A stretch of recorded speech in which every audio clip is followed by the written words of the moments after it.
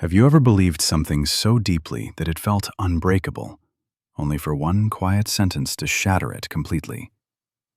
Not shouted, not argued, just spoken calmly, almost casually, as if it were already accepted by the world.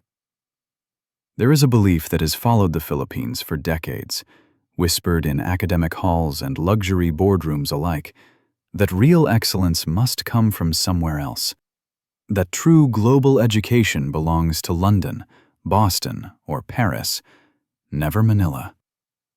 People rarely say it directly. They smile when they say it, but the message is clear. If you want the best future for your children, you send them away. That belief lived comfortably for a long time. It lived in rankings, in glossy brochures, in conversations between powerful people who never once set foot in a Philippine classroom. It became so normalized that no one questioned it anymore, not even Filipinos sometimes.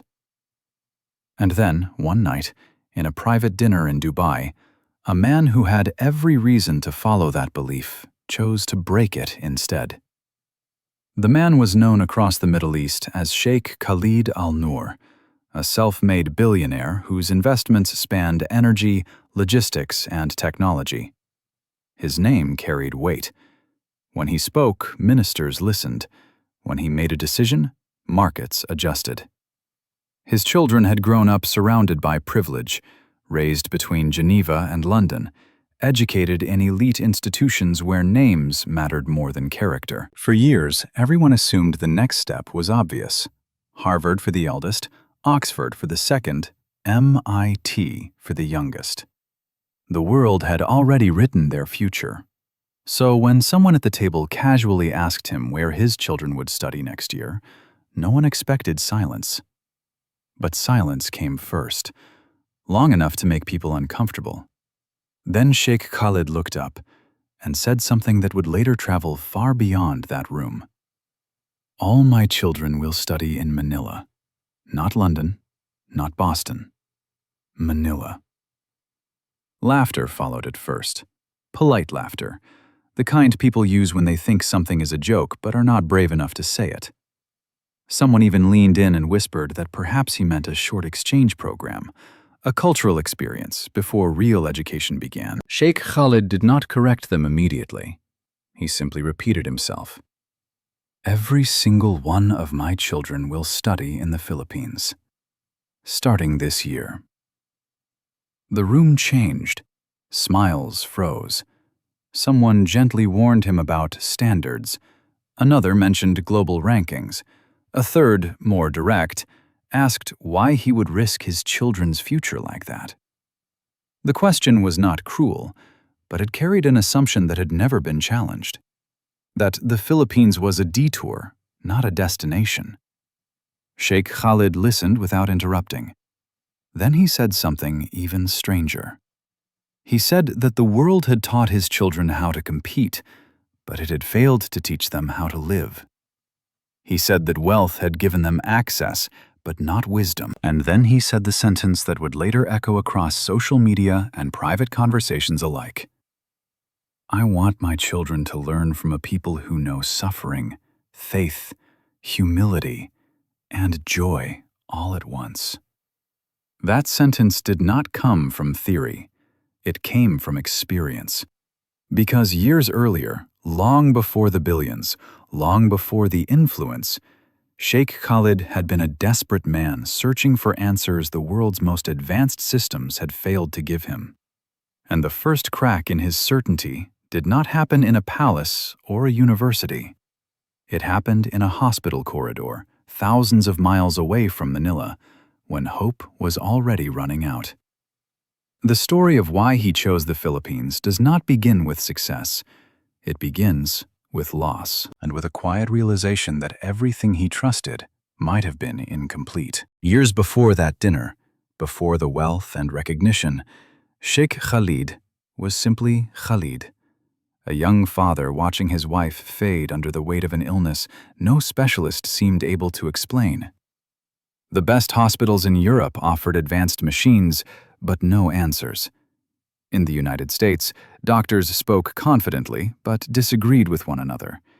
Each new opinion brought a new treatment, and each treatment brought less hope. Money opened doors, but it did not open solutions. What hurt the most was not the failure itself, but the coldness with which it arrived. Appointments were efficient, diagnoses were technical, but compassion felt outsourced. His wife became a case file, not a person. His children watched their mother disappear behind medical language they could not understand. Khalid began to realize that intelligence without empathy can feel like abandonment. He tried everything: Germany, Japan, Switzerland. Each place promised cutting-edge care. Each place delivered professionalism without warmth. When his wife asked one night whether anyone truly cared if she lived or died, Khalid had no answer. That was the moment something inside him broke. Not his faith, his trust in systems he had believed were superior simply because the world said they were. The turning point came unexpectedly through a Filipino nurse working a night shift in Zurich. She noticed his wife praying quietly before sleep and joined her without being asked. No schedule, no obligation, just presence. When Khalid thanked her, she smiled and said something simple: "Healing begins when the heart is not alone." That sentence followed him. He began noticing Filipino caregivers everywhere, not because they were loud, but because they stayed. They remembered names. They listened. They treated suffering as sacred. One doctor, trained in Manila, spoke to him not as a billionaire, but as a husband afraid of losing his wife. When Khalid asked why he chose such difficult work abroad, the doctor answered without hesitation, "Because my people taught me that service is a calling, not a job." It was the first time the Philippines entered Khalid's life not as a statistic, but as a presence. Later, when treatment options narrowed and desperation grew, that same doctor quietly suggested something unconventional. "There is a medical center in Manila. It may not look impressive on paper, but the doctors there will fight for her as if she were family." At first, Khalid dismissed the idea. Manila existed in his mind only as a footnote, not a destination for hope. But when every prestigious option failed, he remembered the nurse's prayer, the doctor's voice, and the warmth he had not found anywhere else. Sometimes, when the world closes its doors, you are forced to notice the ones you never thought to knock on. When they arrived in Manila, he expected chaos. What he found instead was calm. Not luxury, not perfection, but humanity. Doctors who explained slowly, nurses who held hands, chaplains who prayed without asking for permission. His wife smiled for the first time in months, and in that smile, Khalid felt something he had not felt in years. Relief, not because the outcome was guaranteed, but because they were no longer alone. Hope returned quietly, not loudly, and with it came a question that would later change everything. What if we have been measuring greatness the wrong way? When Sheikh Khalid finally told his children of his decision, there was resistance, confusion, even fear. Manila did not fit the image of success they had been raised with, but Khalid did not argue. He asked them one question instead. Do you want to be impressive, or do you want to be complete? Their arrival in the Philippines was not easy.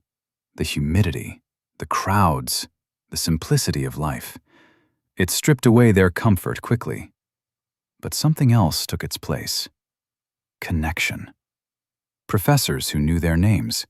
Classmates who shared notes without competition. Communities that invited them into their homes without expecting anything in return.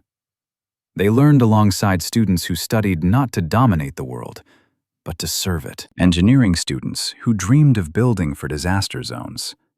Medical students who volunteered in rural clinics. Business students who talked about ethical responsibility as naturally as profit. Education here was not about winning, it was about contributing. The children began to change, slowly, subtly. They listened more, complained less. They learned Tagalog phrases not because they had to, but because they wanted to belong. They joined outreach programs, attended Mass with friends, laughed more freely. Khalid watched from a distance, careful not to interfere, and felt a quiet pride he had never felt before. One night, his eldest called him. Not to ask for money, not to complain, just to say, "Thank you." "I finally understand what you meant," his son said. "I feel human here." That was the moment Khalid knew he had made the right choice. The Philippines had not just educated his children, it had formed them. It had given them roots instead of resumes, faith instead of fear, humility instead of arrogance. He began sharing his story privately. Other leaders listened. Some were skeptical, others curious, but no one could deny the change they saw in his family.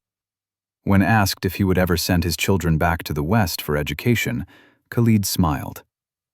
"They can go anywhere now, but they will always carry the Philippines with them." Today, Sheikh Khalid still does business around the world. He still speaks in global forums. But when asked about the most important investment he ever made, he does not mention companies or markets. He speaks about a country that healed his family when the world's best failed to do so. The Philippines did not save his children from hardship. It taught them how to face it. It did not promise certainty. It offered meaning. And in a world obsessed with speed and success, that may be the rarest gift of all. This story is not about rejecting the West.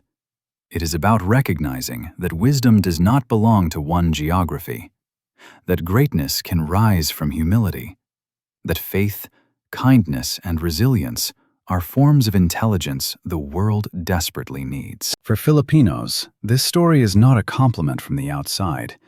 It is a reminder of who you have always been. A people who endure, who believe, who open their doors even when their own lives are not easy. The world may measure success in rankings and wealth, but true influence is measured in lives changed. And sometimes, the greatest reversal is not when the world finally praises you, but when someone with everything realizes they were missing something only you could give. The Philippines did not just educate the children of a billionaire. It reminded a powerful man what it means to be human. Today, Sheikh Khalid still does business around the world. He still speaks in global forums.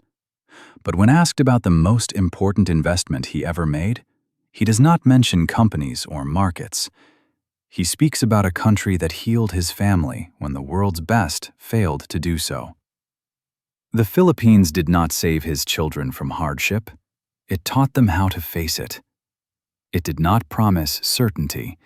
It offered meaning. And in a world obsessed with speed and success, that may be the rarest gift of all. This story is not about rejecting the West.